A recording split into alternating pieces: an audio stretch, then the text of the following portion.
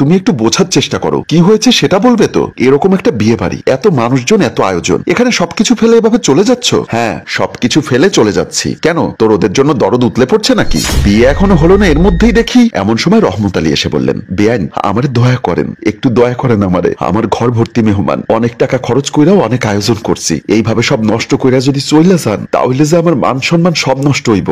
বাহ, নিজের মান সম্মানের কথা তো ভালোই বোঝেন দেখছি, তো আমাদের কথা ভাবতে পারলেন না? আমাদের মান ইজ্জত নষ্ট হতে পারে, এটা বুঝলেই তো আজকে আর এই সমস্যাটা হতো না। মা, তুমি একটু ওনাকে পরিষ্কার করে বলো। রোজিনার ছেলের দিকে বড় বড় চোখ করে তাকালেন। তিনি আবারও চলে যেতে চাইলে রহমত আলী এবার তার হাত ধরে বললেন, বেআইন আপনি একবার কইয়া দেখেন, আমি সবকিছু সমাধান করুম। এদিকে খাবার টেবিলে বরপক্ষের কয়েকজন বসে আছে মনমরা হয়ে, তারা খাবার খাচ্ছে না, বরং একজন আরেকজনের দিকে তাকাচ্ছে বারবার। রোজিনা বেগম এসে বললেন, কেন এসব করছি বুঝতে পারছেন না তো? দেখুন অবস্থা। সাগর বলল, ওরা খেতে বসেছে, এখানে আর কি দেখতে বলছো? আমি নিজেই তো কিছু বুঝতে পারছি না। রহমত আলী একজন